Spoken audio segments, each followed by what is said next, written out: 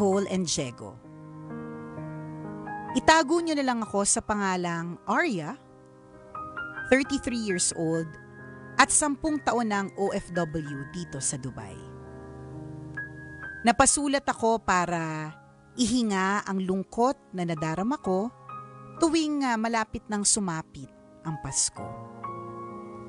Para sa aming mga OFW, isa itong malungkot na okasyon na kung pwede lang, dumaan lang ng mabilis para matapos na. Masaya na malungkot ang buhay ko dito. Masaya dahil alam kong natutulungan ko ang pamilya ko sa aspetong pinansyal. Malungkot dahil kapalit nito ay ang matinding pangungulila sa kanila. Umuwi naman ako dyan sa atin para magbakasyon, pero kahit gaano kadalas at gaano kahaba, bitin pa din. Miss na miss ko ang Pinas. Alam nyo kapag naririnig kong pinatutugtog dito yung lupang hinirang, kinikilabutan ako. Iba talaga yung pakiramdam pag nasa ibang bansa ka tapos narinig mo yung pambansang awit natin. May kakaibang kurot sa puso. Kapag naman mga awiting pamasko ang naririnig ko, namimiss ko ang pamilya ko. Madalas ang tanong ko, naalala din kaya nila ako? Pakiramdam ko kasi, masaya naman sila kahit wala ako. Ang nakikita ko lagi sa mga FB Live nila, inuman at kainan. Nagpa-party sila, nagvi-videoke at nagkahasiyahan. Samantalang ako nagmumukmok mag-isa. Walang kasama, malungkot, nangungulila sa kanila. Kapag Pasko ako pa yung nauunang bumate sa kanila. Kapag birthday ko minsan nakakalimutan nila akong batiin. Wish ko nga sana kahit walang okasyon, kumustahin naman nila ako.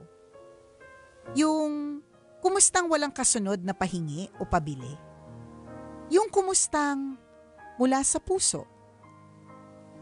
Para sa mga tagapakinig ninyo na may mga kamag-anak na nagpapakahirap magtrabaho abroad at nagtitiis malayo sa pamilya para kumita ng pera, naway magsilbing paalala ito na kumustahin nyo naman sila. Paramdam nyo naman na appreciated ninyo ang sakripisyo nila para sa pamilya. I-message nyo naman. Tawagan. I-video call. Malaki ang nagagawa ng simpleng pagkumusta. Ang inyong tagapakinig, Arya.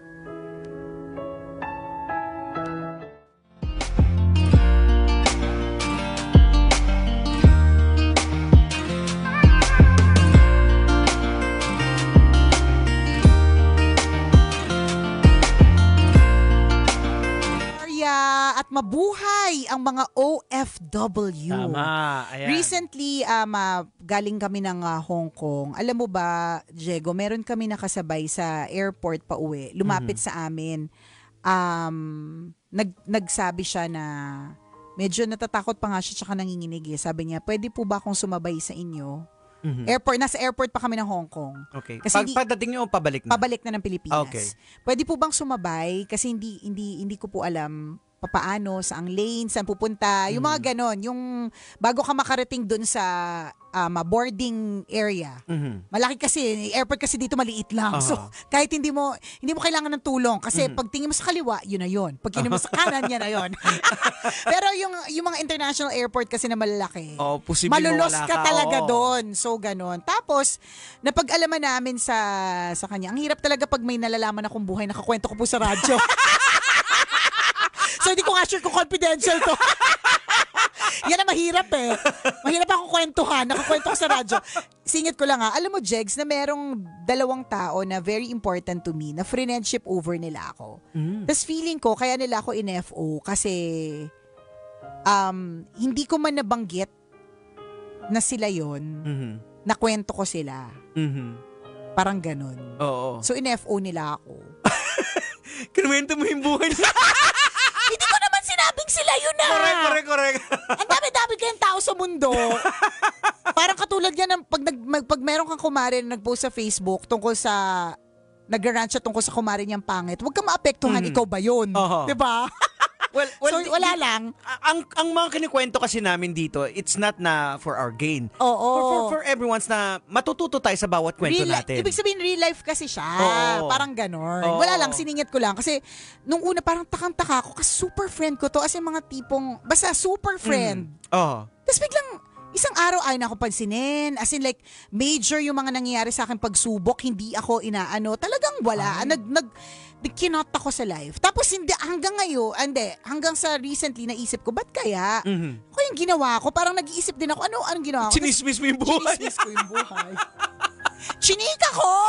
Pero lagi ko naman sinasabi, meron akong kakilala, meron akong nakasabay, meron akong nakausap, di ba? Ang dami kaya nun. Sino-sino kaya yun? Tsaka, ito lang yun eh. Kung nakikinig sa akin yung dalawa kong kaibigan na yun, ang dami po nakikinig sa akin na hindi po kayo kilala. Di ba? So, paano naman? Tsaka para isipin ni Aling Bebang na nagbebenta ng yosi ngayon na, sino kaya yung sinasabi ni Nicole?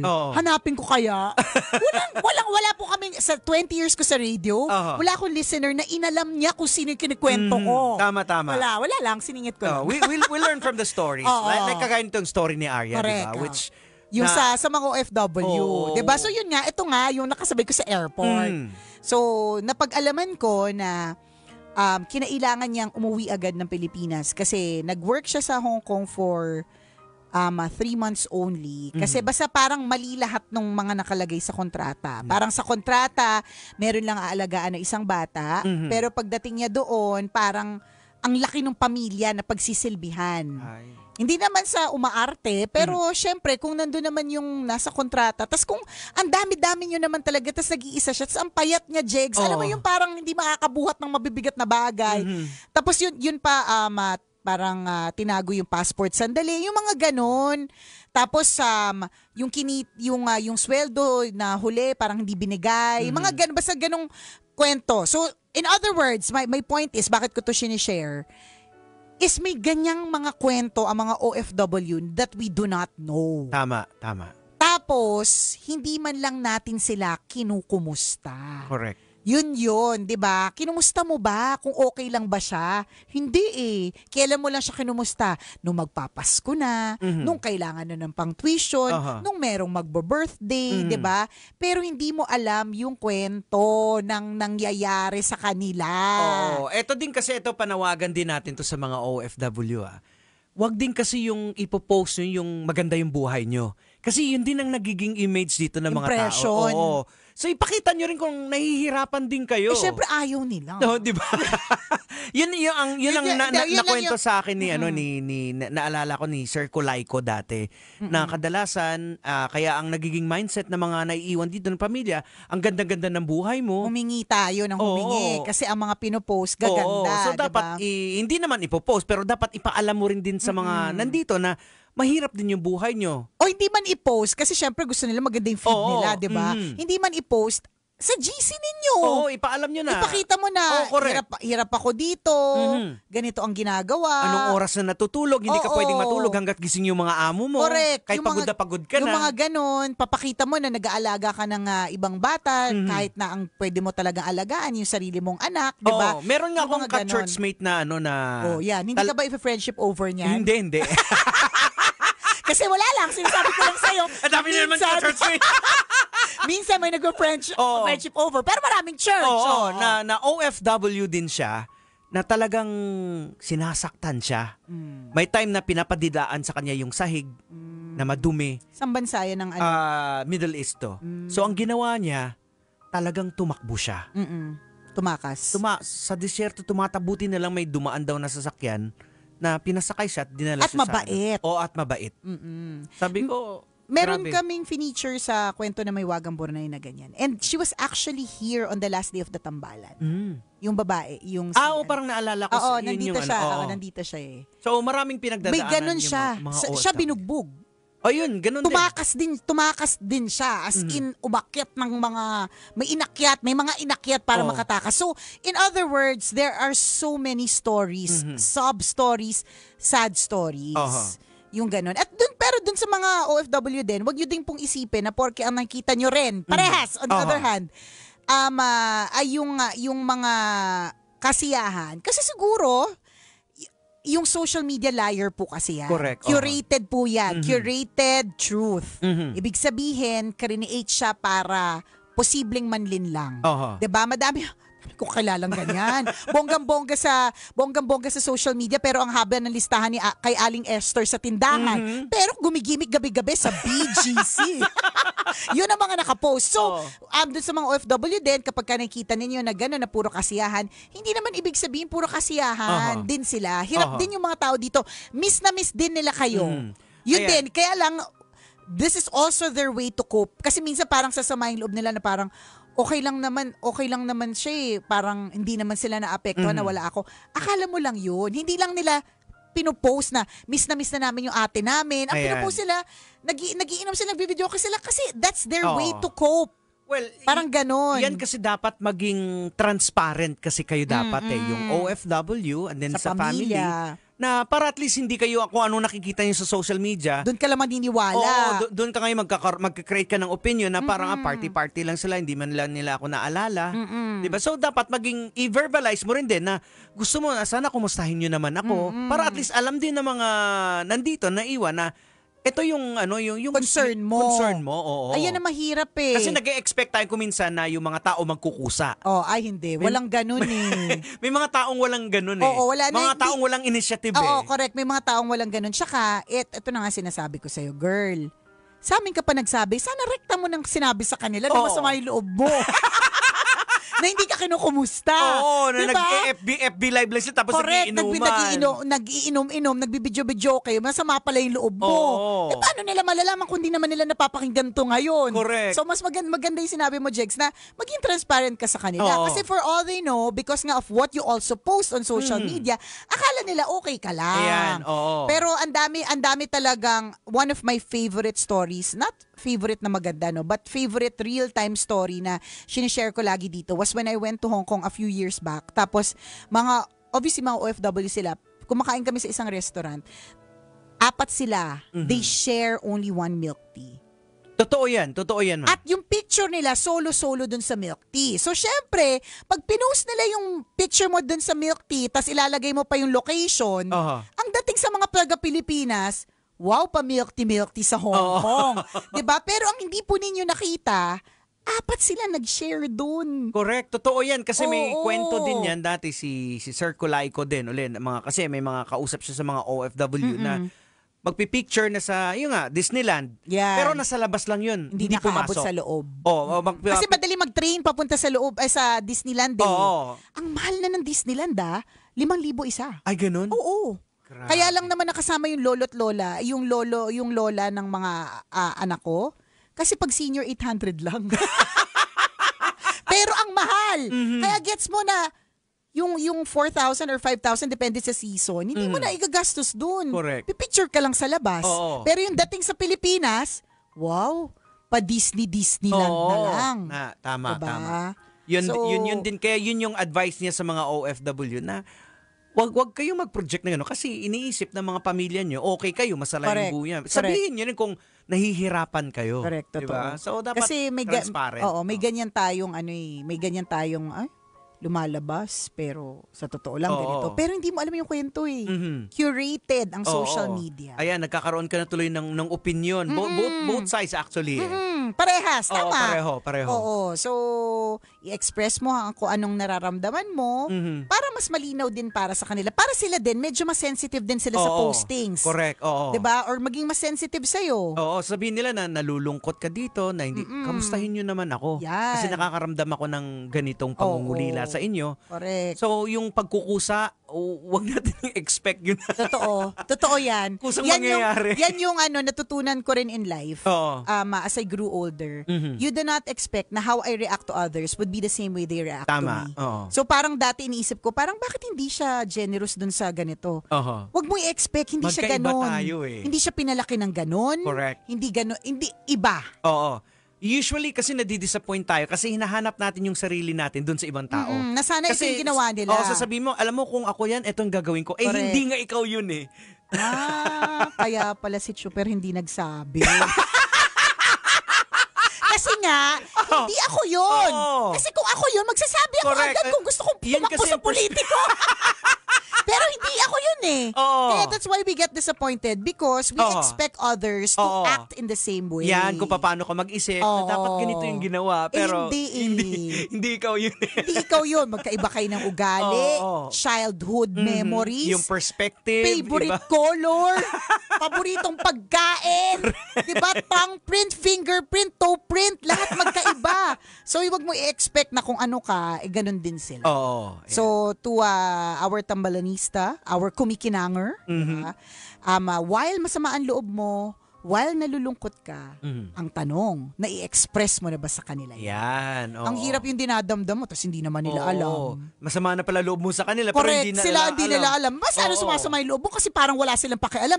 Paano sila magkakaroon ng pake? Hindi mo naman sinabi. Correct, kasi okay. Diba? Ayos na ayos ka naman sa social media. Yan. Or ang projection mo sa GC ninyo, okay ka. Well, it's minsan, okay not to be okay. Yan, tama. Maging open tayo. Transparent, ika nga. Sa Chula Luto lang halong eklabo.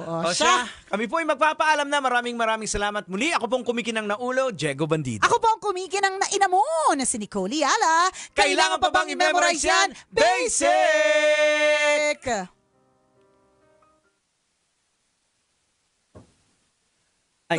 True yung disappointment. Oo nga. Ine-expect mo kasi sila na ganun sila eh. Hindi sila ganun eh. Correct. Kasi una-una hindi naman, pag hindi mo talaga pinakita, akala nila talaga, mindset tayo pag sinabi mong abroad, dollar, ayan, okay lang. Nasanay kasi tayo for a very long time na ganun yung projection. At syempre yung yabang din sa sarili ko minsan. Correct. Diba? Hindi din mawawala. Na abroad ako.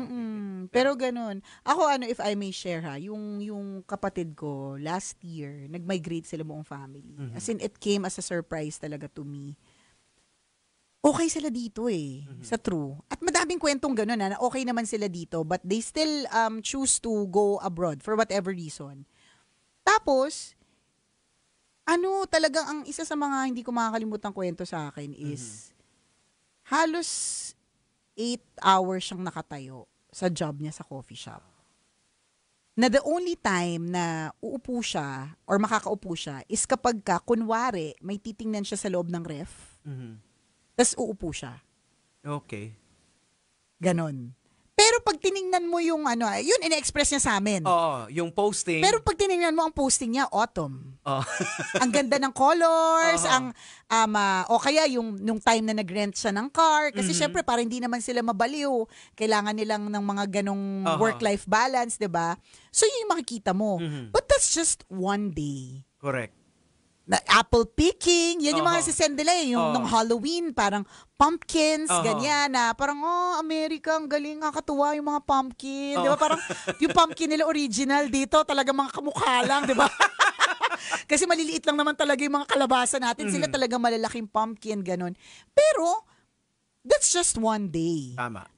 Ang regular na araw-araw na sabak ng buhay niya ay hindi talaga madali. Isipin mo, pumayat nga siya eh. Meron nga na iba, dalawa yung trabaho kasi hindi magkakasya yung Kaya minsan pag uwi lang na sa Pilipinas, saka pa lang sila actually nakakapagpahinga. Totoo. Kaya lahat ini-spoil din nila yung sarili nila. Hotel dito, bakasyon dito. Tama. Talagang pinagpaplanuhan nila. Tsaka pansinin mo isa din sa mga target na mga skincare clinic, yung mga salon, yung mga OFW. Correct. Kasi pagdating nila dito, lahat papagawa nila, ngipin, mukha, ilong, ganyan. Kasi yun na yung pag-splurge nila sa sarili nila. Kasi una sa lahat, mas mura dito compare sa ibang bansa. Saka hindi nila magawa. Wala silang oras para gawin yan doon sa ibang bansa eh. Yung yun nga OFW na kausap ko, tinanong ko siya kung magkano yung sweldo sa kanya. Monthly doon. So, para pumunta siya ng ibang bansa, 40. Para sa akin, medyo maliit siya para dun sa Kaya lang, dito rin naman kasi, magkano lang. Kunyari, 10 lang, 12, 20. Ay, tinamaan yung 20. Ay, may naalala. Diba? So, carry na sa 40. Pero, mataas ang cost of living dun. Tama. Kung sila yung magbabayad ng apartment nila, sila ang magbabayad ng pagkain nila, yung pera na kinikita nila kulang din. Correct. Oo. So may ganun. Oo. Kaya dapat din sa mga nag-OFW, dapat may timeline din talaga kayo. Saka May pag-aralan, plano, compute din. Kasi baka yung wala ang natitira doon, o kaya kakarumput lang, tapos papadala mo dito, tapos ang layo mo, tapos binubugbog ka, nahihirapan ka or whatever. Para masabi lang na nag-abroad ka. May mga ganun kasi. Meron din ganun, diba? Will it actually compensate? Oo. Kung hindi naman, stop na. Tiis tayo dito. Tiis tayo dito. Pinag-aaralan na maigi yan. Oo, yun. Hindi ko yan, hindi ako risk taker, yung pagdating sa Ikaw ba ganyan. minsan ba pumasok sa isip mo na mag-abroad ka? Nung pandemic. Pero wala naman tayong lahat sa matinong pag-iisip nung pandemic. Alam mo, Dala ng anxiety mo yun. Nung pandemic talaga, kinausap ko na si Sir Willie tsaka si Sir Ivan. Zinom ko silang dalawa. With matching tears. Kasi may inattenda na akong seminar. Parang doon ako, iniisip ko na, Australia. So parang student, parang ganon, tapos dadalhin yung family. Mga ganong, inalam ko na talaga. Inalam ko na yung expense. So, sabi ko, kung inaalam ko na to, ibig sabihin, nakatingin na ako sa tubig, hinihintay ko na lang kung kailan ako yung tatalon. mag-IELTS ka na. Oo, yun, yung mga ganyan. IELTS, Mga ganon na, inaalam ko na. So, syempre, ayoko naman biglain yung boss natin na parang kung kailan nandyan na, saka. So, onset pa lang, nagsabi na ako. Diba? Kasi in-expect ko nga si Chris ganon din. Una pa lang, nagsabi na. Kahit hindi matuloy. Kasi nga, in-expect ko na, kasi ako ganun eh. Hindi pa nga ako sure, I mean, it's there, it might happen, the abroad thing. So, una pa lang, sinasabi ko na sa boss ko, para at least makapaghanda sila pag nawala ang Nicole Ayala. Correct. Kaya lang, nagkasakit yung anak ko. Nagkasakit si Princess. And then, for me, it was a sign not to leave. Kasi, nakakuha ako ng support emotionally from the people around me. Okay. May feeling ako na, sa ibang bansa, libre man ng healthcare. Yung emotional support, wala din. Wala naman. So, wag tapos na lang. doon sa ospital, hindi ka pwede magstay doon eh. Oo. Bibisita ka lang, bawal, alam ko, sa Australia, bawal magstay sa loob eh. Hindi pwede mag-linger. Oo. Diba? So, yung ganon. So, hindi na namin tinuloy. So, sabi ko, mag-a-abroad lang ako kasi magbabakasyon ako. Hindi ako dyan magtatrabaho. Diba? Pero kanya-kanya kasi yan. Correct. So, you'll give up everything eh. Oo, tama. Hindi ko kayang talikuran eh. Iiwan mo lahat. Oo. Iwan mo talaga you'll lahat. Start from scratch. Correct. Talaga. Oo, kaya talagang bilib din ako talaga sa mga OFW. Mabuhay po kayo. Marami tayong mga nakatutok na OFW. Mabuhay po kayo. Hindi madali adjustment. Hindi madali. Kaya laban lang, padayon lang. Yes, padayon lang. O siya, bye-bye! Alright, bye! Ingat po kayo! Kailangan pa bang i-memorize yan? Love Radio. Basic!